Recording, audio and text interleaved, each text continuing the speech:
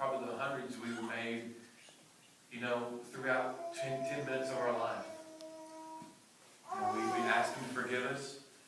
It seems easy, but, why can't we just ask the person, look, I'm sorry, I made a mistake.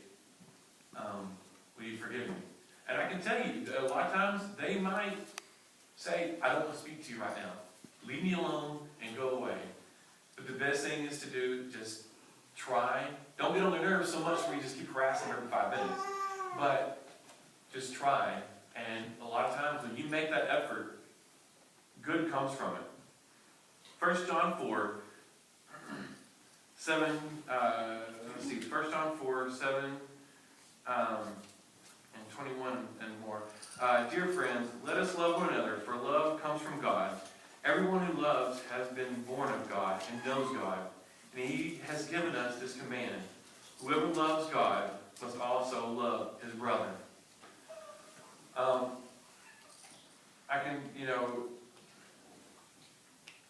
I can tell you, just like it says, if you love God, you're going to love your brother. If you hate God, if you hate your brother, you're also going to hate God. Because we're told to love. We're told to be compassionate, be kind to each other. When we go on mission trips, we don't go down there and just throw ourselves and say, all right, all you sinners, let's go. You all need to change right now. What happens? These missionaries, a lot of times, they get down there, they learn the languages first. They try to learn the cultures of the people. They try to, fit in a way where it's not gonna mess up what, or change the way they believe in God, or change the way that they worship. But they're at least learning why these people are the way they are. Just like we need to do here. We need to learn why each of us does the thing, we do the things we do. Why we are the way we are. We spend so much time saying that person's wrong instead of, okay, let's back up and say, I want to take time to figure out what's going on in this person's life and see if we can work something out. Because they may have something that's happened to them, and it just messes them up for the rest of their life. God's love will take care of us when others can't. There are times to where you feel like you are just nobody's out there for you. God is always out there for us. He's always out there to help us, to protect us, to save us, to give us something to look forward to. And this is, if we could just, get that in mind, it helps get through the hard times. 1 John 3:1, how great the love of the Father has lavished on us that we should be called children of God, and that is what we are. Psalms 29:11, the Lord gives strength to His people. The Lord blesses His people with peace. I can't tell you how true it is that, He gives us strength, He gives us peace. Psalms has some beautiful passages, if you read them. And also with, in Matthew, with the Beatitudes, you read them, you're like, maybe I should be a little more this way. God has a point. God, he's a smart character. He knows what He's talking about. He knows that He built these people to right. James 3:18, peacemakers who sow in peace raise a harvest of righteousness. This is extremely true. People who tend to sow, we hear the sowing the seed. People who sow chaos, what happens? It's chaos. It is everything happening. When we sow peace, when we sow good things come from it. Growing up, my family used to grow purple whole peas. A lot of them. We grow like several acres of them. And these peas would feed probably entire year. And that's just what we did. But I can tell you that when my family started growing up, mainly my dad and my uncle, they would look and see which seeds were the best, and they would try to get the best seeds to produce the best crop. And just like in us, when we sow peace, when we sow the best of what we have, and the best of what God tells us, it ends up being good. One thing that I have grown to, that I've had to understand is tolerance. I never really liked the word very much growing up. I grew up, I have a visual impairment and been, had one since birth. And there were many times that I heard the word, that we have to tolerate people with, we have to tolerate people with disabilities. We have to tolerate people that are different. And it drove me crazy, because why do I have to be tolerated? But as I grow, and you look at tolerance in a different sense, we as Christians,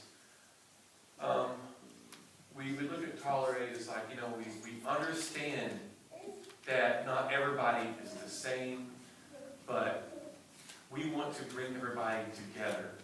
We want to bring a sense of unity, a sense of community, a sense of patriotism for God, and bring everybody together. Romans 12:18, if it is possible, as far as it depends on you, live at peace with everyone. Now,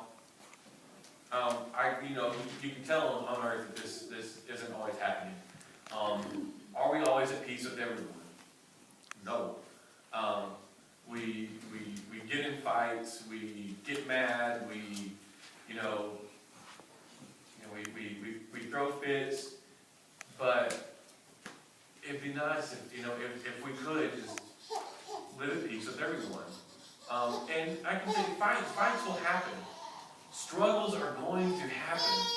But when you look to God and you know that He's going to take care of you, you know that He loves you, you know that person loves you, and you love that person, those fights tend to go away. They tend to get better.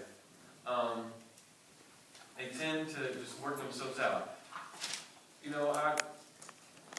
Growing up, me and my brothers, we would fight a lot.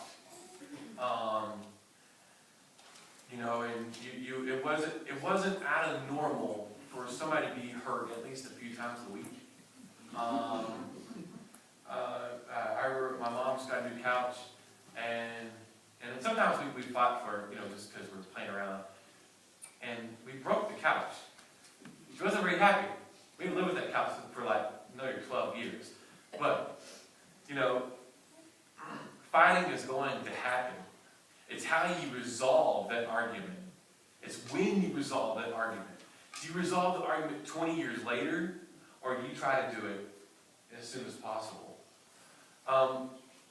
When we would fight, my parents would always say, look, you need to get this corrected now. Do not let it carry over the night. Do not let it, don't let it go to the next day. Don't hold that grudge against a family member. I can say I have a lot of family that holds grudges against each other. And it worked.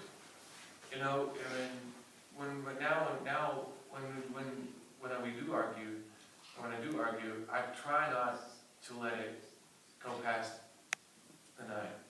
Even if that's me staying up all night long, talking about it, correcting it, you still haven't worked out.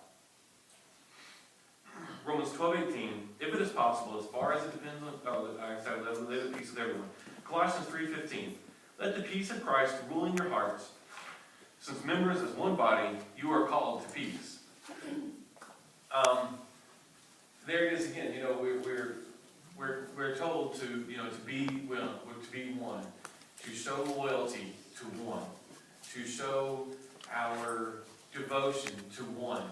Because if we can be one, we can accomplish anything. They're saying that united we stand, divided we fall. It's very true. You look at it as anything. You look at it as a physical aspect. when I was jogging, broke my foot, I wanted to fall. You know, anytime something breaks, something happens, it makes you collapse. And I can tell you, it's a long road to take care of stuff sometimes, but we need to get it taken care of. Abraham Lincoln, the Gettysburg Address. 77 years ago, our fathers brought forth on this continent a new nation, conceived in liberty and dedicated to the proposition that all men are created equal. That is, that this nation, under God, shall have a new birth of freedom, and a government of the people, by the people, for the people, shall not perish from the earth. At this time, the Civil War was going on, fight between the North and the South. Abraham Lincoln wrote this, trying to get the country to go back together, because he knew, and a lot of other people knew, that with it divided, it's not going to work. We as a country overcame so much that we need to stick together. We came to this country because we were being persecuted for religious reasons, for many other reasons. A lot of prisoners came over, a lot of things like that came over because they wanted to have a better life, just as much as Christianity. When we become Christians, we're going to a better life. We're going to a better community. We're going to a better area that we want to be. But we as Christians need to keep that area better instead of having it get bad, nasty, and violent. Jeremiah 33:6, I will bring health and healing to it. I will heal my people and will let them enjoy abundant peace and security. As a people, we are very fortunate. As a country, for one, we have so much going for us. Even in the hardest times, we have a lot going for us. We have the opportunity to maybe change our career path, or saying, okay, that didn't work out, that those things are going away. I can change and I can do this now. I like this. This makes me happy. I always say that if you don't enjoy what you're doing, then it's honestly better to not do it. And as Christians, we need to look at that and we need to say, I want to make sure that everybody is at least enjoying what you're getting from it. Not so much that it's a party all the time, but they're able to see why God is needed. They're able to see in the things that are ahead, the future, heaven, the beautiful things that are there, the streets of gold. That we need to be sure that people we bring in, people we talk to, see this in us. Because if we're sitting there walking around, moping around, and grumbling all day long because you hate your job, you hate your life, they're not going to want to come. They're not going to want to listen to anything you say. But if you're happy with what you do, you're happy with being a Christian, you're happy with God, then you can bring so many more people in.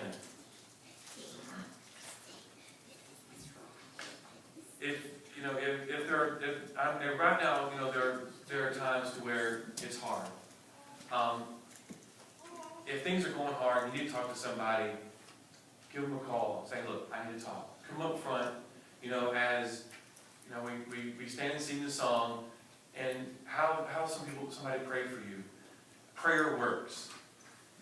As long you keep it, you have faith that works. Prayer works. It may not always be the answer you want, but at least you have more people and God listening to you and helping you. Just as we stand and sing, just come forward if you have anything that you need to talk about or pray about.